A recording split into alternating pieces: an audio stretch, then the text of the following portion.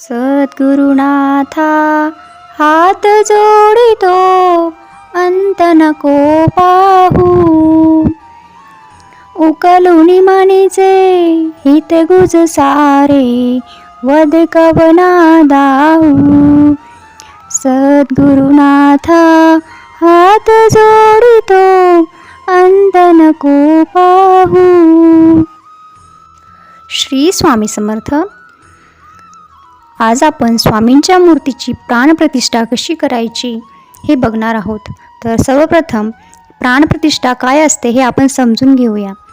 कोणत्याही मूर्तीची प्राणप्रतिष्ठा केल्याशिवाय तिची पूजा करणे हे उचित नसते किंवा त्याचे आपल्याला योग्य फळ भेटत नाही असे शास्त्र सांगते. म्हणून मनाचे नेत्राचे लक्ष एकाग्र होण्यासाठी मूर्ती किंवा फोटो हवा असतो. मूर्तीमधून चैतन्यमय कंपने बाहेर पडण्यासाठी त्यावर काही संस्कार करावे लागतात आणि हे संस्कार करणे म्हणजेच मूर्तीची प्राणप्रतिष्ठा करणे असे असते.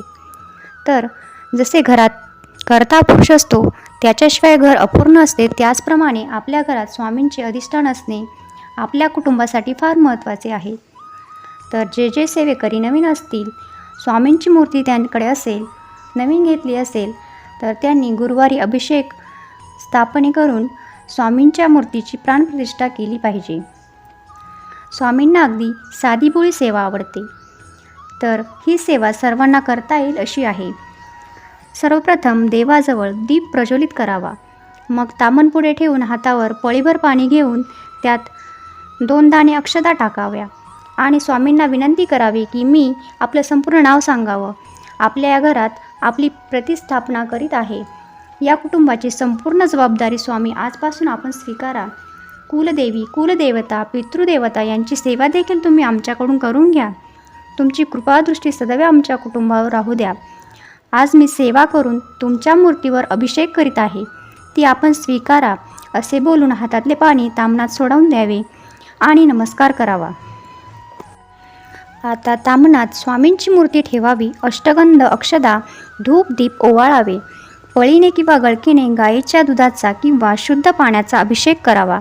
जर शुद्ध पाण्याचा अभिषेक करत असताल तर त्यात हिना, तर फूल, तुळशीपत्र टाकून हा अभिषेक करावा.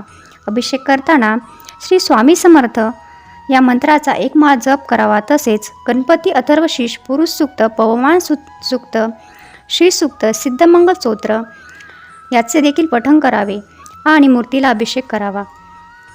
आता यानंतर स्वामींची मूर्ती शुद्ध पाण्याने स्वच्छ करून कापडाला पुसून घ्यावी.